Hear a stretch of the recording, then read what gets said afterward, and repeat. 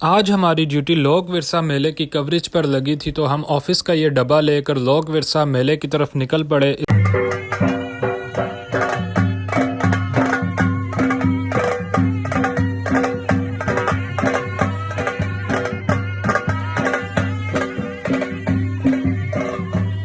اسلام آباد میں 10 روزہ روایتی ثقافتی میلے کا انعقاد کیا گیا ہے، جس میں چاروں صوبوں سمیت گلگت بلتستان اور آزاد کشمیر کی ثقافت کو اجاگر کیا گیا ہے۔ لوک ورثہ میں سجا ثقافتی میلہ راولپنڈی اسلام آباد کے شہریوں کی توجہ کا مرکز بنا ہوا ہے اور فیملیز اپنے بچوں کے ہمراہ اس میلے میں شرکت کر رہی ہیں۔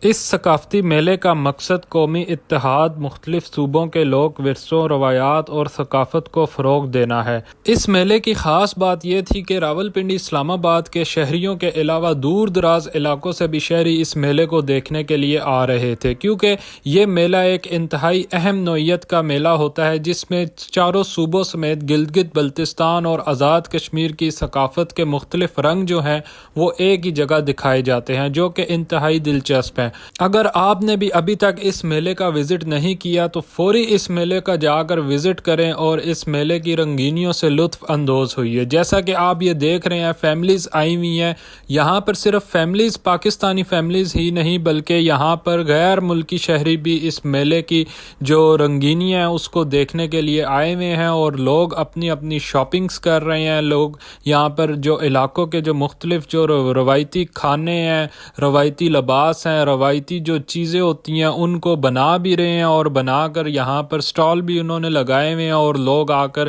ان سے چیزیں خریدتے ہیں۔ تو آپ نے بھی ابھی تک اگر اس میلے کا وزٹ نہیں کیا تو فوری ایک دن ہے آپ کے پاس، آپ جا کر اس میلے کا وزٹ ضرور کریں۔